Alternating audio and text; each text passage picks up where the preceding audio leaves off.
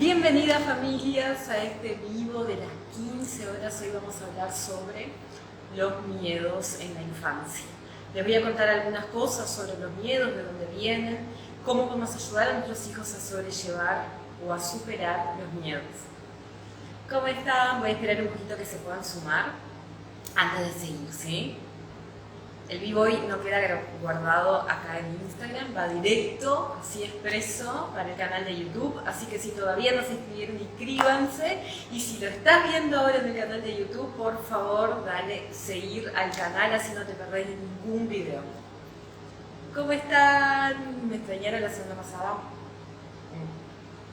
Bueno, yo me preparé acá diapositivas, les voy a hablar sobre todo lo del vivo y después al final les voy a contar un poquito sobre estas preinscripciones que abrí para Tu Casa en Paz cuarta generación.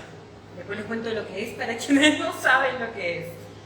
¿Sí? El vivo de hoy tiene un enfoque muy montessoriano del asunto, así que espero que les guste.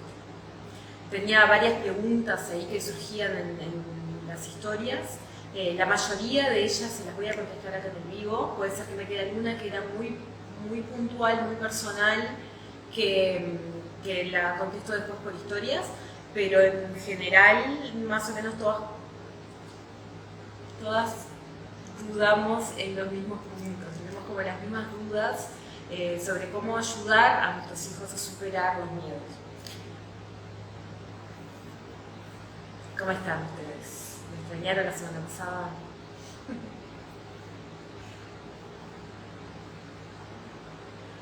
Bueno, voy a empezar con este video. Y miren qué lindo. Nacho me hizo las diapositivas.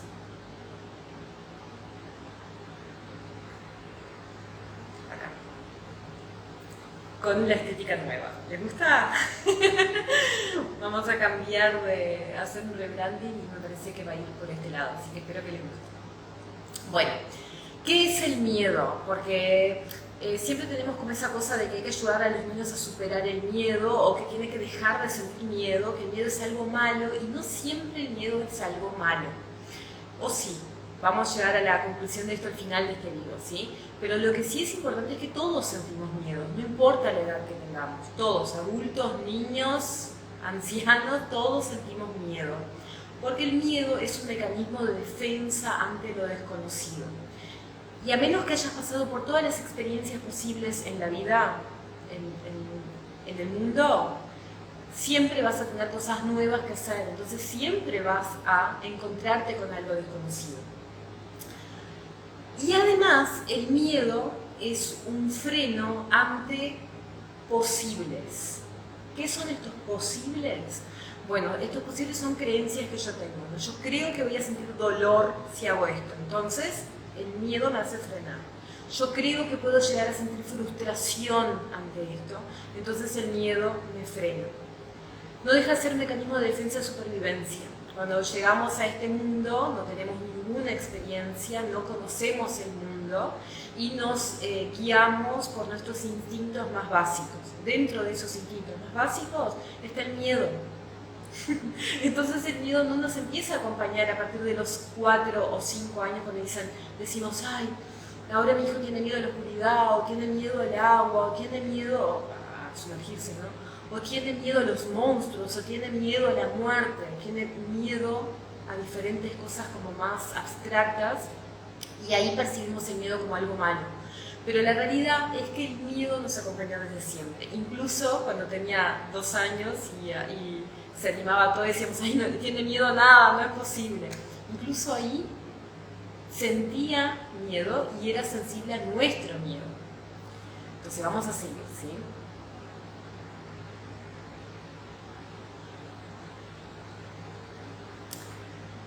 El miedo no es una creencia, esto que les decía recién, ¿no? Yo creo que me puede pasar algo malo y por eso siento miedo. ¿En qué me baso para construir esa creencia? Bueno, en las experiencias que tengo. Puse en los primeros años porque son las que nos marcan más. Si nosotros arrastramos miedo durante toda nuestra vida, pues haberlo sentido en la infancia. Pero no es solamente en los primeros años. Siempre que vivimos una experiencia que no fue satisfactoria, aunque cuando la vayamos a repetir, solemos trasladar eso o asociar. Como pasé por una situación X que me generó frustración, angustia, cuando me tengo que enfrentar a otra situación que tiene características similares a esta, bueno, siento miedo. El miedo nos defiende de cualquier amenaza que exista para la supervivencia. Esto de la amenaza de la supervivencia, parece que te digo que si te amenazan que te van a matar sentís miedo, es algo obvio, ¿no? Pero la supervivencia es mucho más allá de que alguien me pueda matar, ¿sí? Si yo me quedo sola, no sobrevivo. Entonces también tenemos miedo a la soledad.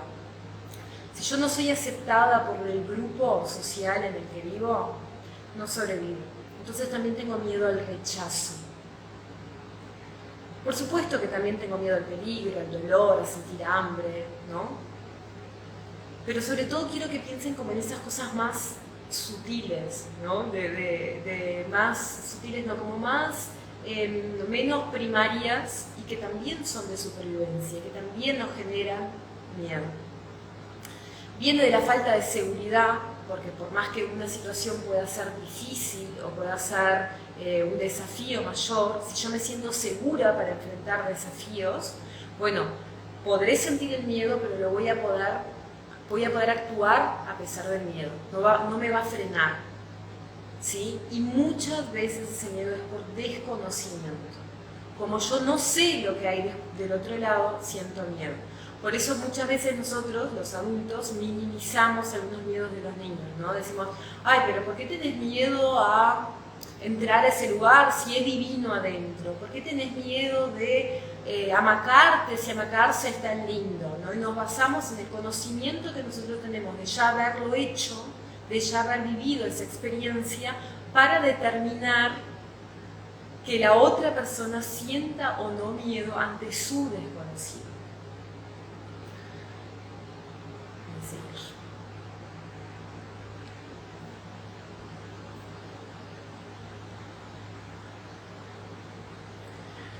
Pero esta era como la pregunta más repetida, ¿no?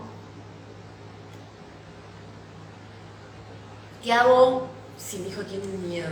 Si ya tiene un miedo puntual, que puede ser, no, voy a sacar esto un poquito, voy a dejar de compartir acá solo un minutito porque acá me parece que me faltó una diapositiva y que es algo muy importante que les voy a decir.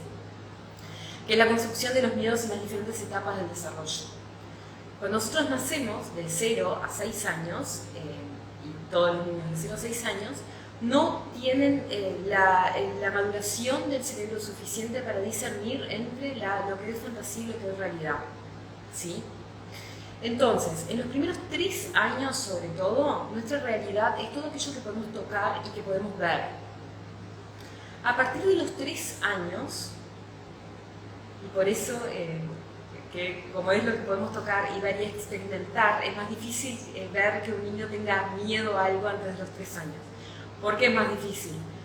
Porque su vida interior le incita a conocer el mundo a través de tocar. Entonces, si yo le digo, no toques eso que te podés lastimar, ese te podés lastimar no es algo que pueda incorporar, porque no se lastimó.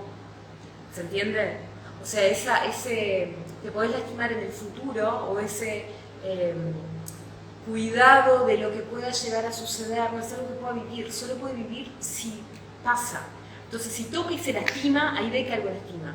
Pero si yo le digo que se puede lastimar, toque y no se lastima, entonces no era verdad. Voy a seguir tocando. Eso pasa en los primeros 3 años de vida. Cuando nosotros pasamos los 3 años, a medida que nos acercamos al segundo plan de desarrollo, que es el de los 6, a partir de los 6 años, empezamos a percibir que el mundo es más allá de lo que vemos, ¿no? Que, nuestros padres quizás no estén con nosotros en este momento, pero siguen existiendo. Que yo sé que tengo un juguete guardado en un cajón y en ese cajón va a estar cuando yo lo vaya a buscar. El mundo empieza a ser más grande que lo que yo puedo tocar y ver. En todo ese periodo, la figura de apego, o sea, el padre, la madre, la abuela, la educadora, no sé, la persona que esté cerca del niño es la persona que le transmite la información del mundo. Entonces, si bien no puede dimensionarlo de no toques el cuchillo porque te vas a lastimar, Cuando yo me asusto realmente, cuando yo adulta siento miedo, ese miedo se ve en todo mi cuerpo, se ve en mi cara, se ve en mi forma de moverme, se ve en mi tono de voz, y eso, esa lectura de que a mí me está pasando algo, frena al niño, ¿sí? Entonces no es que sienta miedo, sino que puede leer en mí que eso puede ser peligroso. ¿Por qué quiero decir esto? Porque nosotros también tenemos, ¿no? Adultos tenemos creencias y tenemos miedos que son fundados en cosas que no necesariamente pasan, ¿no? Como no toques eso porque nos imaginamos que si un niño baja una escalera se va a caer de cabeza, va a rodar tipo novela venezolana, se va a romper el cuello cuando llegue abajo, ¿no? Y nosotros vamos a correr por la escalera así, tipo viendo nuestra vida pasar frente a nuestros ojos. Y la gran mayoría de las veces que bajamos una escalera, eso no pasa. Y si el niño baja la escalera con nosotros al lado, es muy poco probable, no es imposible, porque capaz que alguna vez pasó y por ahí viene el miedo, pero es muy poco probable de que eso pase. Entonces, si nosotros manifestamos en nuestro cuerpo nuestros miedos, en cierta medida lo estamos transmitiendo al niño a través de nuestras experiencias, ¿sí? O sea, le estamos transmitiendo un miedo que es nuestro. Y muchas veces, y sobre todo en ese primer periodo de desarrollo de 0 a 3 años, tenemos miedo a cosas que son necesarias, que las tienen que hacer, como subir la escalera, como tomar agua en un vaso, como tocar cosas, como, no sé, las tienen que hacer. Meter cosas en el enchufe, por ejemplo, ¿cómo haríamos? Excelente pregunta. Para que no meta cosas en el enchufe, preparamos el ambiente. O sea, no puede haber a mano de un bebé, ¿no? de un niño chiquito, cosas de metal que puedan entrar en un enchufe. Eso es el ambiente preparado, ¿sí? De esa forma evitamos, y además no debería estar solo ese niño, debería estar con un adulto que lo cuida. Entonces, si fuera a hacer algo que realmente es peligroso, como meter, no sé, un alambre, yo tengo mis controversias con el enchufe, ¿no? La mayoría de ustedes saben, pero bueno, vamos a suponer que va a meter un alambre pelado adentro del agujero del enchufe, de los dos al mismo tiempo, porque los enchufes tienen corriente alterna, entonces hay que meter los dos, ¿no? Va a meter para adentro de los dos y ahí se va a electrocutar. Mientras que eso pase, el niño tiene que tener la capacidad motriz para hacerlo, tiene que estar solo el tiempo suficiente para lograrlo. El enchufe y la casa no pueden tener una llave diferencial que salte cuando eso ocurra, por lo tanto proteja de que ese niño reciba una descarga eléctrica. Y ese alambre tuvo que estar a mano, ¿entendés? Entonces, en un ambiente preparado, yo no tengo cosas que puedan atentar contra la vida del niño a mano del niño. Yo las tengo en lugares donde el niño realmente no las va a alcanzar. Entonces evito estar todo el día peleando para que no ponga el alambre en el enchufe si yo simplemente saco el alambre. Evito estar todo el día diciéndole que no agarre los cuchillos si los cuchillos están en un cajón donde no llega. Evito estarle diciendo que se puede cortar con el vidrio del portarretratos y simplemente saco el portarretrato de ahí. ¿Se entiende? Eso es ambiente preparado. Ahí se me quedaron los comentarios atrás. Bueno, de 0 a 3 años pasa eso, nos leen, ¿no? De 3 a 6 años empiezan a percibir que el mundo es más. Y cuando se acercan al segundo plano de desarrollo, empiezan a percibir que el mundo es complejo y que hay cosas que son más profundas y cosas que no son explicables desde lo objetivo. Como puede, por ejemplo, la tristeza, la justicia, la muerte, si quieren, ¿no? O no la muerte como desaparición física, sino la muerte como permanencia de la persona, de las memorias o de los recuerdos, de las experiencias vividas y todo lo más subjetivo, ¿no? Y lo más inexplicable. Y cuando las cosas empiezan a no tener explicación, empezamos a sentir miedo a lo desconocido.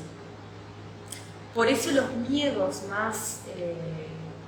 que a veces para nosotros son como los más inexplicables, ¿no? ¿Por qué tienen miedo a la oscuridad?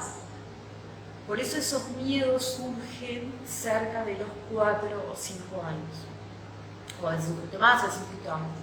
Pero surgen más o menos en esa etapa, cuando empiezan a percibir que el mundo es más allá, es más de lo que yo puedo tocar. Entonces, cuando el mundo desaparece, cuando la luz se apaga, si yo sé que hay cosas que no puedo tocar, ¿por qué no puedo pensar que esas cosas están acá, conmigo, en mi cuarto? Por eso es tan importante que toda la información que nosotros acerquemos a los niños en el primer plano de desarrollo sea real.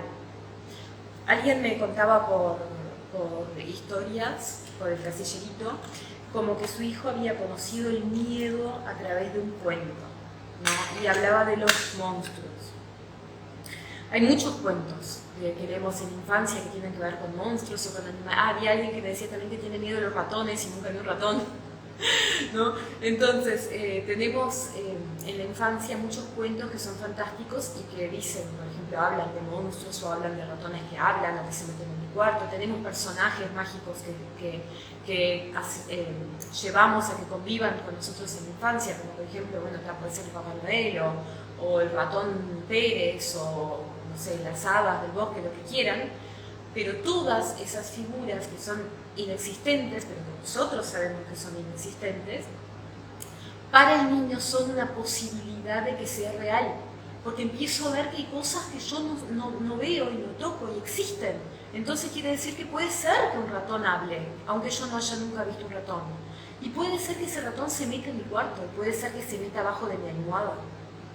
Y puede ser que entonces si alguien se mete abajo de mi almohada, porque hay ratones que vienen abajo de mi almohada y me dejan monedas, puede ser entonces que los monstruos se metan abajo de mi cama, porque yo leí en un libro que había monstruos que se metían abajo de mi cama.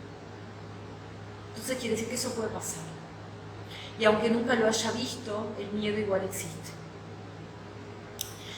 Es nuestro, y esto es desde el punto de vista montessoriano, no me voy a meter en discusiones, tipo, es la decisión de cada uno de lo que quiera hacer, pero desde el punto de vista montessoriano no deberíamos nunca ofrecer fantasía antes de los 6 años, porque la fantasía se mezcla con la realidad, es difícil para el cerebro del niño contrastar la información y eso genera inseguridades, miedos, dependencias y cosas que el niño no está preparado para recibir aún, ¿tá?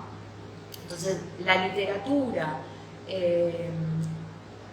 todo lo que ofrecemos, la información que ofrecemos a los niños antes de los 6 años, necesariamente, siguiendo una regla montessoriana, debería ser real. Ahora, si eso no es posible, porque, bueno, salgo a la calle y, no sé, o voy al cine y hay películas que son mágicas y pasan cosas, y bueno, el niño se confunde y ve ratones que hablan, existe Mickey y existe. Y hay todo eso, convive con nosotros, entonces no es posible evitar la fantasía. Entonces lo que voy a hacer es entregarle la mayor realidad posible. Que vea un ratón de verdad, que vea una vaca, un perro, no sé, todo el mundo posible, real, que yo le pueda acercar, que lo vea. Porque de esa forma va a poder decir, bueno, no, yo conozco a perros y los perros son así, y entonces este perro del dibujito no existe. ¿Sí?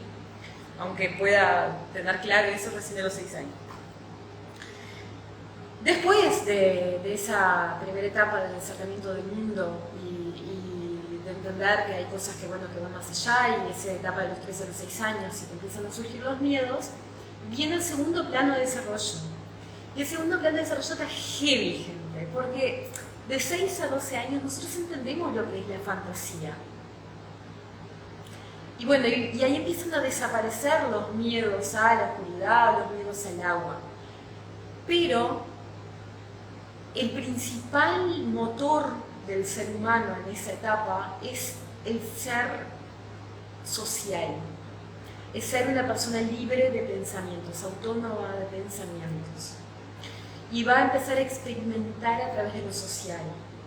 Y ahí, ¿qué miedos vienen? Los miedos que muchos adultos todavía los traemos con nosotros, ¿no? El miedo al rechazo, el miedo a la no aceptación, el miedo a la frustración, el miedo a sentir vergüenza, el miedo a vernos expuestos. el miedo a que nos miren, el miedo a ser vistos. Y cuando no podemos tener experiencias reales en las que pasemos por encima de ese miedo, nos enfrentemos a la situación y veamos que del otro lado no estaba tan mal, si no logramos tener esas experiencias en la vida, el miedo nos va a acompañar. ¿Cuántos adultos conocen que tienen miedo por ahí a hablar en público? ¿No? O miedo a conocer personas nuevas. Que en el fondo ese miedo es el miedo al rechazo.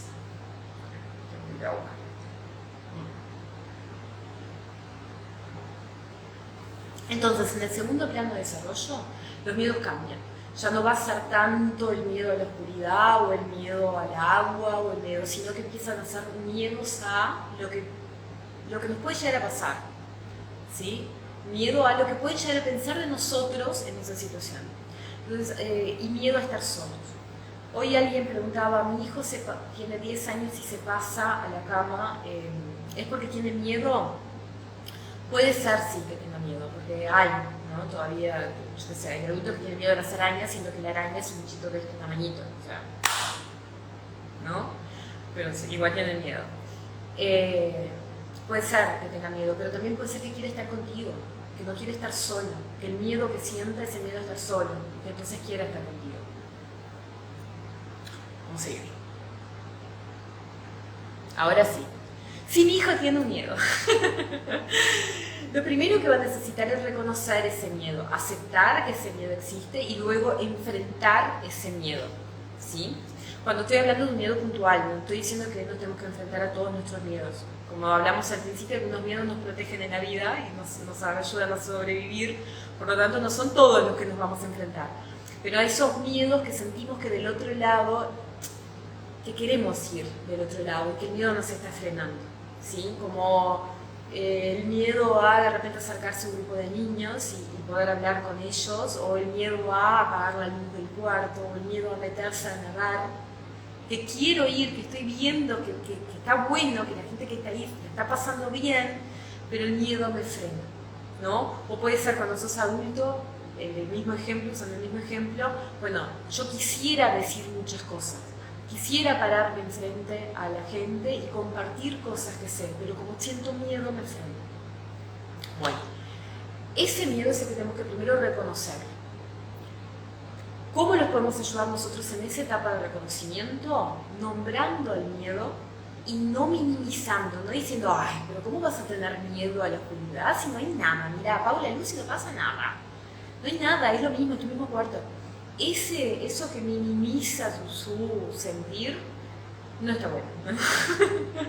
No está bueno, pero cuando nosotros reconocemos que siente miedo, decimos, sí, entiendo que sientas miedo, la verdad que cuando no conocemos las cosas, sentimos miedo, yo también tengo mis miedos, ayudamos a ponerle palabras y aceptar y entender lo que siente.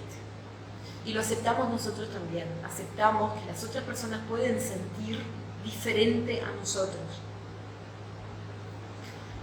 Y después de reconocer el miedo y de aceptarlo, nos toca ahí sí enfrentarlo. ¿Y cómo vamos a enfrentar? Vamos a enfrentar de forma gradual. Yo les voy a contar cómo. Primer punto, en la etapa de reconocimiento y aceptación, acompañar y validar. Acompañar, esto creo que lo puse tengo para un poste después. Acompañar es ir al lado. Yo no acompaño a una persona yendo adelante de ella y tironeándole para que me siga. Yo no acompaño a una persona empujándola para que lo haga. Yo no le ayudo a nadie a que supere su miedo al agua tirándolo al agua. Porque no solo va a sentir el miedo igual, a pesar de estar en el agua, va a estar sintiendo miedo, sino que va a dejar de creer en mí. Y lo que más necesitan, ese acompañamiento, significa que tienen que confiar en la persona que tienen al lado. Entonces, acompañar significa estar al lado, acompañar en cada paso que dan. Y validar esa emoción, reconocer y validar. O sea, está bien sentir miedo, ¿sí? Está bien, te entiendo, vamos a esperar el tiempo que necesites. Y si querés ir al otro lado, si querés meterte al agua, yo te voy a acompañar cuando tú decidas ir, cuando tú te sientas seguro. Y lo animamos, y acá esto es fundamental, ¿tá? Lo animamos a enfrentarse de forma progresiva y acompañarnos. ¿Qué significa esto de forma progresiva? Que para, como todo, ¿no? Hemos hablado de esto también en la superación de la frustración o en los procesos de aprendizaje. Nosotros necesitamos hacer cualquier aprendizaje de forma gradual. Yo, si te doy a un avión y te digo tenés que manejar, no lo vas a saber manejar. Pero si yo te enseño a manejar el avión pasando por diferentes etapas del aprendizaje hasta que llegues a agarrar el avión, es probable que lo puedas hacer, como lo hiciste cuando aprendiste a andar en bici, cuando aprendiste a andar en auto, no sé, cuando aprendiste a manejar una moto, si sabes manejar una moto. El aprendizaje es gradual. Y el enfrentarse al miedo también. ¿Cómo podemos ayudar nosotros? Generando esos pasos, ¿no? Por ejemplo, si mi hijo tiene miedo a la oscuridad, bueno, yo puedo darle una luz que él maneje, que él sienta que cuando la pueda apagar, la quiera y pueda apagar, la va a apagar él y no yo, que va a estar bajo su control. Puedo generar juegos que hagan que las sombras y las luces sean como más divertidas, como por ejemplo sombras, ¿no? Hacer sombras con las manos, con una linterna en la pared del cuarto, o esos juegos de formitas con la luz de la vela. Generar instancias. Si el miedo es mucho mayor que eso, bueno, entonces puedo empezar a jugar a juegos donde me tengo que tapar los ojos, ¿no? O juegos que me puedo tapar con las manos y abrir. O juegos en los que me tengo que vendar los ojos aunque afuera haya luz. Entonces voy gradualmente acercándolo y superando cada pasito hasta que pueda finalmente apagar la luz del cuarto. Si el miedo es al agua, en estos días también estuvimos hablando mucho del miedo a mojarse la cara, ¿no? Muchos niños pasan por una etapa en que sienten miedo a mojarse la cara. No sé si decir eso, mi querido. Permiso.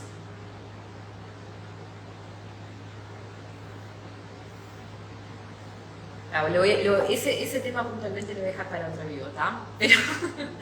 Pero una forma de generar esos pasos es, bueno, jugando a la peluquería, entonces que sea mojar para atrás, o que sea, alguien me había compartido como una especie de gorro, no sé, que evitaba que el agua cayera en la cara.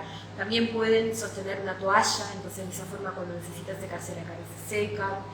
Entrar al agua puede ser, bueno, no entrar al agua, no tienen por qué entrar el primer día a la piscina, capaz que es jugar afuera, capaz que es usar una manguera, generar los pasos y dar las oportunidades para que ese acercamiento al miedo sea de forma gradual.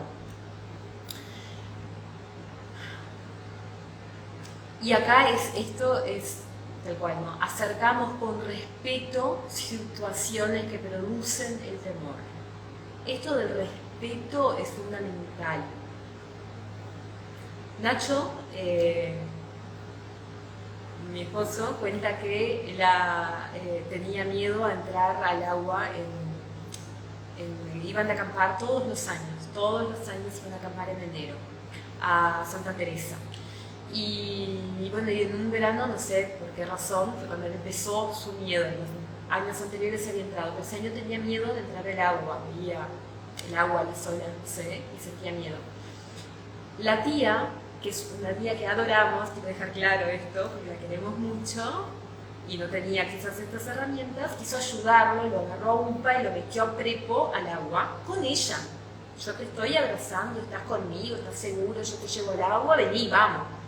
¿No? Y lo metió al agua, increíblemente, nos enredó un agua viva, ¿vieron la fragata? No me acuerdo cómo es el nombre, un agua viva que tiene como unos hilos muy largos y que quema mucho, y los picó, no sé cómo se dice, los quemó, no sé cómo se dice ese bicho, pero la cuestión es que los lastimó a los dos. Por supuesto eso no ayudó a que superara el miedo, ella estaba con miedo. Entonces que eso pasara fue tipo la gota de agua que rebasó el vaso, no fue suficiente para que todo ese verano no entrara el agua y que tuviera que pasar todo el año y crecer y madurar y entender, y capaz que el otro año recién pudo volver a entrar el agua. Entonces tenemos que tener mucho respeto al niño, mucho respeto a su voluntad, Yo te acerco situaciones en las que vos te podés enfrentar al miedo, pero solamente te vas a enfrentar al miedo si tú querés y te sentís seguro. Y si tú querés y te sentís seguro, yo voy a estar acá al lado tuyo para acompañarte. ¿Sí?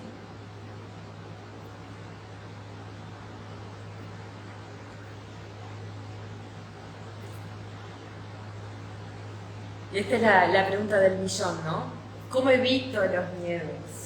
Como yo les conté al principio de este vivo, muchas situaciones de miedo se generan en los primeros años de nuestra infancia. Y como en los primeros años de nuestra infancia, o de la infancia de nuestros hijos, nosotros somos la figura de referencia, nos están leyendo, hay un montón de cosas que nosotros podemos hacer para evitar que existan miedos irracionales, ¿sí? Que no son los miedos a lo desconocido, que son naturales del ser humano, son una parte de defensa, sino que son los miedos por creencias que tenemos que no son reales, que son solamente creencias. La primera, por favor, no usar amenazas. O sea, no podemos usar el miedo como forma de cambiar los comportamientos de nuestros hijos. Va a venir el viejo de la bolsa a buscarte si te portás mal. Si haces eso, si te acercás mirá, ahí viene un perro, pará de correr porque viene un perro y si corres te va a morder.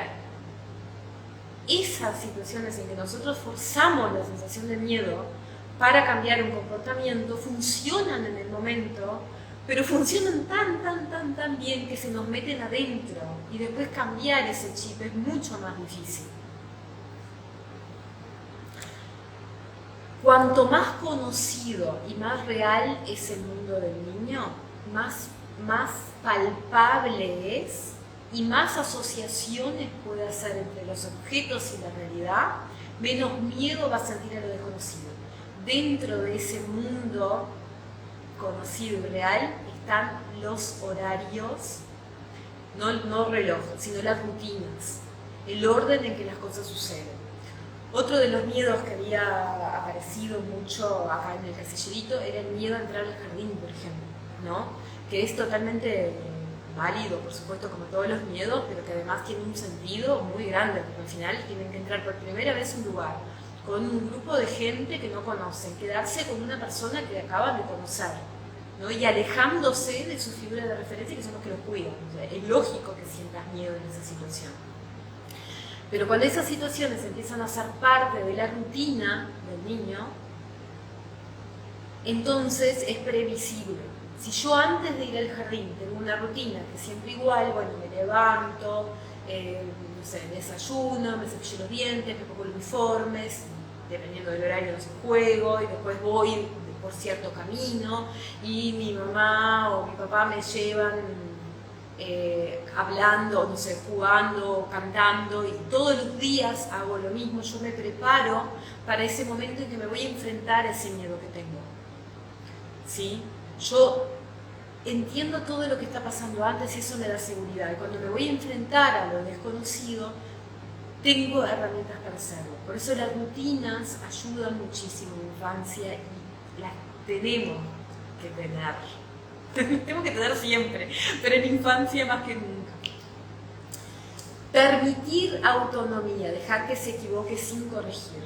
¿Qué te da esto de permitir autonomía y dejar que se equivoque sin corregir? Que yo puedo actuar, yo puedo tomar riesgos, si me sale mal puedo ver cuáles son las consecuencias y no dependo 100% de que otra persona me cuide. No dependo 100% de lo que decida no, pero puedo tener seguridad en mí mismo, además de la seguridad que tengo en mis padres, ¿sí? Por supuesto no son, esto de permitir que se equivoque, no es permitir que se equivoque, tipo, no, ¿sabes qué? Voy a dejar que se caiga de cabeza a la piscina, porque así cuando se ahogue se va a dar cuenta que en el agua no puede caminar. No voy a hacer eso, por supuesto que no. Pero le voy a permitir que en otras cosas que pueda sostener, que algún objeto se le pueda caer, que se pueda romper, porque ahí puede ver cuál es el cuidado que tiene que tener, cuánto se puede acercar a algo, ¿no? Le voy a permitir que se acerque a algo caliente sin tocarlo para que sienta el calor. que genere sus propias experiencias a partir de la autonomía y de esa forma tenga seguridad en sí mismo para enfrentar también situaciones desconocidas. Le voy a mostrar la realidad. Yo insisto mucho con eso y en esta época del año me gusta más insistir porque como estamos lejos de diciembre no me caen tantos mensajes después, ¿no? Pero gente, o sea, nosotros le ponemos figuras mágicas en la vida y después que no queremos que tenga miedo de los monstruos. O sea, ¿qué diferencia hay? ¿Por qué Papá Noel existe y es buenito y se mete por la chimenea y viene con regalitos y el monstruo abajo de la cama? No, eso no existe, eso es ilógico. Tenemos que tener un poco más de coherencia, ¿no? Nosotros somos los que les estamos acercando a la realidad, entonces acerquémosle la realidad, porque cuando nosotros le mentimos, después esa mentira se traslada a otras cosas. Y lo otro es estar presentes. Estar presentes le da la seguridad de no estar solo, de tener apoyo, de tener a alguien que te va a ayudar cuando necesites y por lo tanto animarte más. Es más fácil entrar a un lugar nuevo cuando justo nos encontramos en la puerta con una amiga. Es más fácil encontrarte, no sé, en una reunión cuando justo conoces a alguien de ahí, ¿verdad? ¿A quién conocen más que a nadie? Sus hijos, a ustedes. Entonces, hoy justo hablaba con una mamá que le decía de por protocolos de pandemia en el jardín de sus hijos no podían entrar los padres a la integración, nivel 2, ¿no? Entonces me decía, bueno, ¿cómo puedo hacer? ¿Qué puedo hacer yo? Digo, bueno, o sea, para que no sientan miedo no puedes hacer nada, porque es lógico que lo sientan. Lo mejor que podría pasar en esa situación es que la institución acepte que entres para que lo puedas acompañar, que pueda ir con ese amigo ese primer día y que ese amigo le ayude a integrarse. Ese amigo sos tú. Ahora, si no podés ser tú, va a tener que ser otra persona. Entonces, no sé, conocés el referente, conocés a alguien que esté ahí, que lo pueda acompañar, que el niño conozca además, que la seguridad que tú tenés en esa persona se la transmitas al niño y que puedan tener una relación de alguna forma para que pueda sobrellevar ese momento, porque el miedo lo va a sentir. Pero para sobrepasar un miedo estando acompañados es mucho mejor que solos. Eso es lo que podemos hacer. Eso es lo que podemos hacer para evitar miedos. Pero además hay cosas que no podemos hacer bajo ningún concepto. Bajo ningún concepto. Negar un miedo. ¿Sí? Que el niño sienta algo y lo exprese. Tipo, no sé, miedo a los perros. Y que yo le diga, pero ¿cómo vas a tener miedo de ese perrito? Mirá qué chiquito que es y además está atado. No sé, que yo le niegue ese miedo, lo único que va a generar es que no pueda expresar lo que siente, pero el miedo lo va a seguir sintiendo igual. Entonces no deja de existir porque yo lo minimizo. Ridicularizarlo hace que el miedo pase a una etapa, a un nivel ya más elevado y que sea muy difícil superar. Reírnos de lo que siente hace que eso se quede grabado adentro. Utilizarlos para educar como amenaza o como castigo o como forma de modificar sus comportamientos y sobre todo mentir. Eso es lo que no podemos hacer. Y por último, les dejo esta frasecita así. Que tus miedos no se conviertan en sus limitaciones. Que tú le tengas miedo a algo no se convierta en una limitación para que tu hijo no lo pueda hacer. Si tus miedos están frenando a tus hijos, anda acá, mira. Anda acá. A esta diapositiva y haz esto contigo. Reconocelo, aceptalo y enfrentalo, acercándote con respeto de forma gradual a tu miedo y superando en cada escalón. Hacelo por ti, porque vos comunicás con todo tu cuerpo, con todo tu ser, tus miedos a tu hijo. Entonces, cuando vos logres reconocerlos, aceptarlos y enfrentarlos, vas a cortar esa cadena y no vas a estar transmitiéndole tus miedos y le vas a permitir que genere a través de sus propias experiencias sus propias respuestas.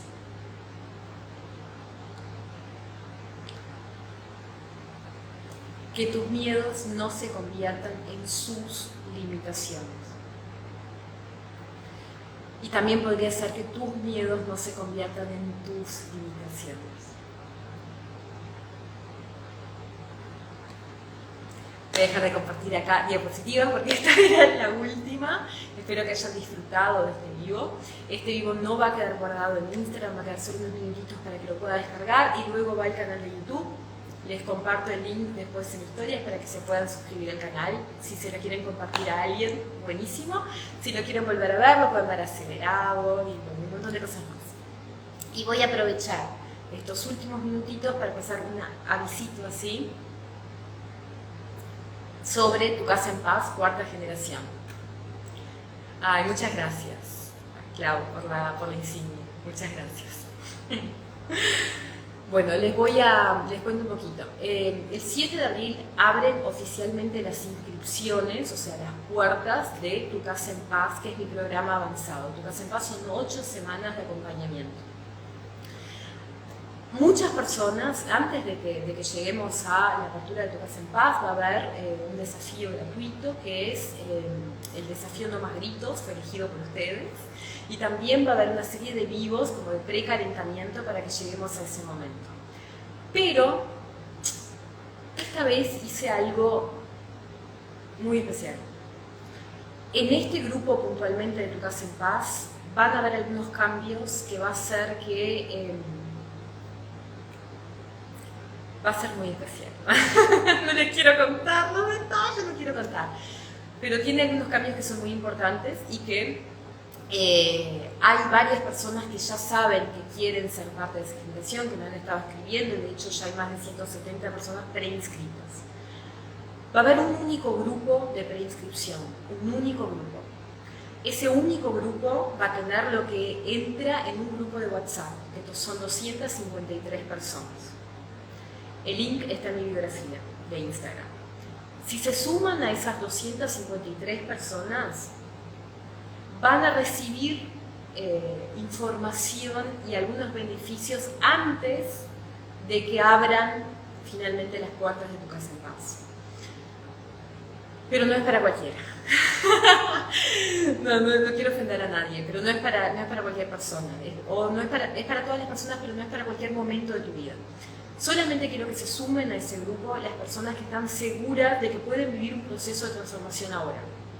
Si te querés sumar porque lo voy a ver más adelante, porque ahora no, porque estoy desbordada, después lo veo, porque es grabado, entonces...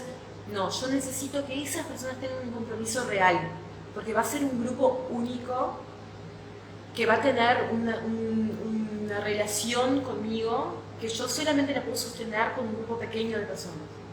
Entonces, si estás segura que quieres ser parte, dale al link de mi biografía y sumate, porque cuando ese grupo se llena, les voy a contar de qué se trata eso. Y no les voy a contar antes porque no quiero arruinar la sorpresa. Bueno, muchas gracias por participar del vivo. Un placer. Nos vemos el próximo miércoles a las 15 horas.